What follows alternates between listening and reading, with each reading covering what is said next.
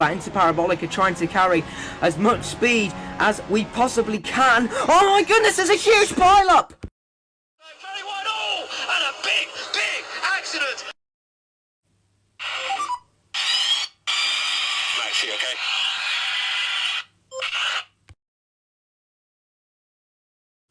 F1 2016 Mobile Career Mode returns after a very controversial ending to the Italian Grand Prix. There's some gameplay on the screen now from the last episode. And at the start of this video, I showed you the crash, which basically led to a lot of comments and people asking what happened, because I just left you guys all on a cliffhanger. The crash wasn't intended, however the cliffhanger was very deliberate. So I'm going to explain just exactly what happened and basically how the race actually finished. Here are the final results from Monza. Sebastian Vettel wins the Italian Grand Prix in a Ferrari. Carlos Sainz, an amazing podium for Toro Rosso. Hülkenberg third for Force India. My teammate Daniel Ricciardo scored some solid points. But look at this. Hamilton and Rosberg 17th and 18th, and obviously we were out of that race with that absolutely monster crash, which in the end the FIA decided the race would not restart because it was so bad, because it was so dangerous, that enormous pile-up. So that means in the championship, everything stays exactly the same as it was heading into Monza, because neither myself nor the two Mercedes scored points. So heading into the Malaysian Grand Prix today, we still have an 18-point lead in the championship. In the constructors, though, Mercedes are already clear. I would imagine they're going to continue to stretch away and probably wrap that up within the next couple of races. But Ferrari have strengthened their grip on third over Force India, with Vettel winning. So now, seeing as we didn't do it in the last episode, you guys can just enjoy the podium celebrations.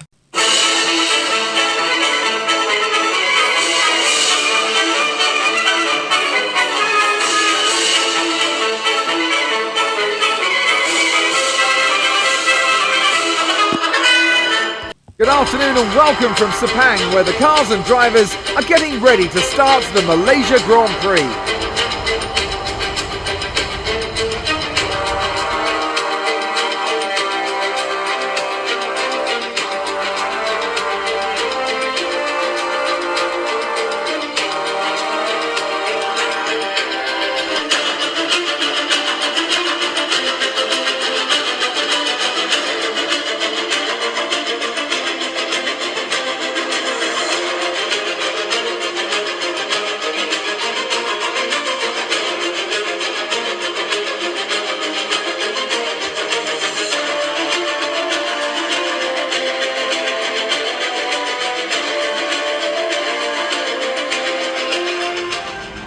With a quick transition now to today's race at the Malaysian Grand Prix, now that I've finished explaining what happened at the end of the last race, we've qualified well, third on the grid to be exact, interestingly on the medium tyre. So again, we are going to try and go for the alternate strategy here today at the Sepang International Circuit. And don't forget, after today's race, there are just 3 rounds remaining in this season-long title battle versus Mercedes, and we're underway in Malaysia, and it's been a decent start for us considering we're on the medium tyre. There might be a chance for us to jump either or if not both of the Mercedes heading into turn 1. There's Vettel, the proximity arrow pointing towards him into the long right-hander, that is turn 1. There's one of the Ferraris, it is indeed Sebastian Vettel trying to get through. In the end, I'm going to slot in third place, accidentally running into the back of Nico Rosberg there, and I'm side by side with Lewis Hamilton heading through the next right-hander up to the end of the first sector. It looks like Hamilton's just going to about take the racing line in the end. Yes, I do try and send it down the inside of the Briton, and that is P2 at the start of the Malaysian Grand Prix. Lewis Hamilton still there trying to squeeze him out wide, and in doing so I give Sebastian Vettel a chance to maybe have a look at the Briton. Meanwhile, Nico Rosberg is absolutely streaking away with this Grand Prix. He has a job to do. He is 22 points behind me in the championship. Rosberg goes a bit wide there. I go a little bit over the curb, but still in the end the German managing to maintain the lead of this Grand Prix. I tried to have a half look there, but in the end I'll just decide to sit behind him for a little while longer. This is now Kimi Raikkonen putting me under absolutely tons of pressure on lap number 2. The Finn is trying to have a half look there. Rosberg goes wide, and we're going to turn defence into attack as we suddenly take the lead of the Grand Prix out of absolutely nowhere.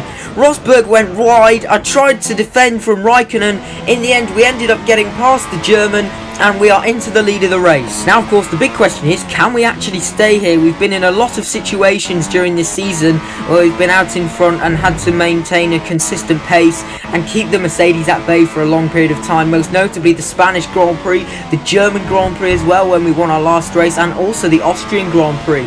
Those are all races which we ended up winning, so I'm kind of used to being in this kind of situation now. But this is Nico Rosberg. Look at the straight line speed. He tries to have a half look there.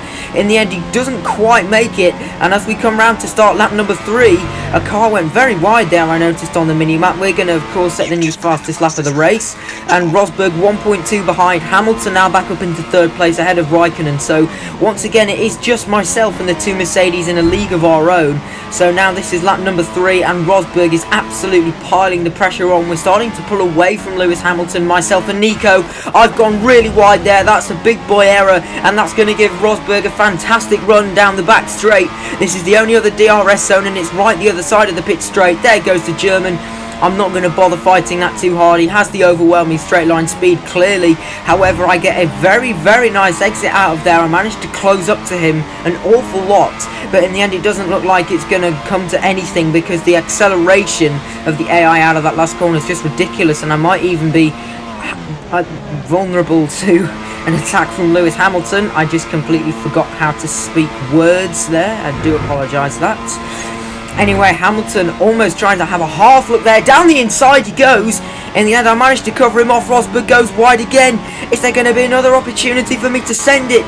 You know me, I do love a good old send from a distance. Yes, we are going to send it down the inside. Rosberg switches back, though, and maintains the lead.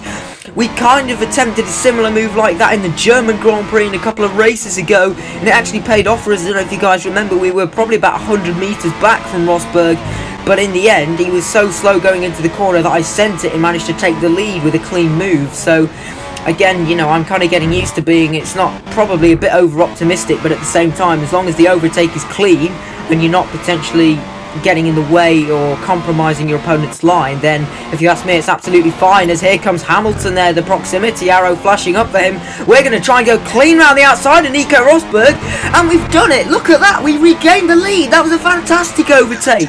We took a slightly wider line through the hairpin, and it paid dividends for us. And now on to lap number 6. Hamilton's got ahead of Rosberg, so I don't know when that happened, but look at that, they're both absolutely swarming me like bees. I've gone wide there. That was really sketchy through there, and we're coming up to some lap traffic as well. I think it's Williams. Here goes Lewis Hamilton. He's going to try and have a look now. I'm going to try and brake late to hold the most outside line as I possibly can. This is Valtteri Bottas. Hopefully he can get out of the way nicely. Yes, he can. Oh, it was close to contact there. Maybe we did tap him slightly, but either way, he didn't really cause us that many problems there. So thankfully we've navigated the back marker car, which of course for me is probably one of, if not the biggest challenge on this whole game when you're actually racing, is not getting past cars you're actually racing, but back markers always seems to be the biggest problem. Those of you who've watched this career mode for a long time, you will definitely know that I've always had many problems with the blue flags on this game. Anyway, I'm going to call it quits with these tyres. Yes, I know the mediums just don't seem to be working for me, and I feel like I can go faster, so we're going to pull the trigger for both Mercedes and call the undercut. So, and we come to the pit lane, and interestingly, we're going to fit the soft tyres.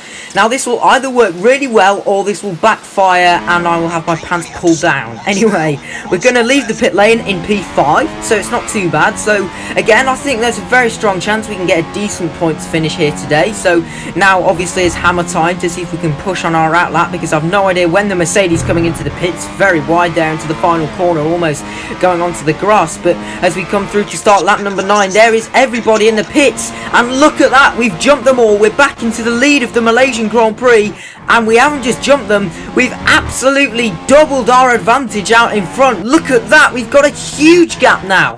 So the undercut was definitely the way to go, and my strategic brain there was kicking in, thinking I can definitely go faster on new tyres as we go into lap number 10. This is the lap car of Fernando Alonso in the McLaren. However, this time Lewis Hamilton is not at all close to me. So I've actually got some breathing space in this race for the first time, and I'm actually not having to push as hard. However, that does come back to bite me on the arse on the very next lap, because Lewis Hamilton on the minimap, that is indeed the Mercedes right behind me. He tries to have a look there. In the end, I'm having to go defensive, and yes, I'm going to pit again, because I realise, I don't know if you just saw the tyre wear icon flash up there, but these tyres are not going to make it to the end of the Grand Prix. So, and this is another boo-boo for me. I forgot to change it to the soft tyres. So while recording, I meant to change it onto the set of soft tyres. I thought the game would have done that automatically, but in the end, we're coming out on a set of mediums. Fantastic. Well done, Spitfire, you clever chap. Anyway, this is the penultimate lap of the race. I'm right behind my teammate, Daniel Ricciardo. This is the lap car of Alonso. I had to brake there so as to avoid a collision. Thankfully, in the end, the Spaniard doesn't put up that much of a further fight for me. But we're out in P6, so with my teammate ahead of me, at least I know that both cars are going to be scoring points here today. But if Lewis Hamilton is winning the race, then I can quickly do the maths. That means our championship lead will be cut down from 18 points to just 1 point in this race. So this could be a crucial race for us. We need to try and overtake our teammate. There we go. Is this the opportunity we needed? No, it isn't. I actually backed out, and I know that seems very unusual for me. This is now the last lap. Ricciardo's gone wide there. There we go. That's all I needed. I don't know if that was potentially to let me through, because Ricciardo's only had a handful of points finishes in this whole season, and considering, you know, I'm fighting for a championship, that shows how much I've been dominating my Australian teammate this year. Anyway, it is Lewis Hamilton who wins in Malaysia. Whoa, I really lost the back end there. So I don't know what happened there. I nearly went for a cheeky little spinala. Anyway, we're on to the final back straight, and it looks like it's going to be a 5-6 for the team. But in what order? I've really gone wide there. Here comes Daniel Ricciardo. Is he going to get a great exit out of the last corner? I'm losing all sense of composure. I don't know why I'm putting a wheel on the grass. Here comes Daniel Ricciardo. He's just going to overtake me on the line. And it's P6. Yeah, that wasn't ideal, but oh well. Ricciardo overtook me. Here are your results from round 12. That's right, we are now 80% of the way through the season. So things are getting spicy. Hamilton from Rosberg, then a 3-4 for Ferrari, Raikkonen ahead of Vettel, a 5-6 for the Red Bulls. Ricciardo in the end just pipping me by a 1/10 of a second. Oh, it's like when Bottas overtook Ocon on the line in the Saudi Arabian Grand Prix in real life. That's the championship. 1 point is now my advantage. Rosberg a further 11 behind Lewis Hamilton.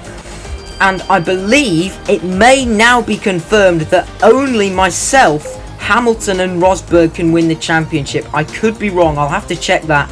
But with just 3 races to go in Mexico, Brazil and Abu Dhabi, it really is crunch time. We can't afford any more slip-ups like today. Well guys, I hope I answered any questions you had about the previous episode in Italy, and that's it for today's video. If you enjoyed, please be sure to like, share and subscribe. Let's get to 400 subscribers. Don't forget to follow me on Instagram and join my Discord. Both links are in the description below. Happy New Year, and I'll see you guys all in Mexico. Goodbye.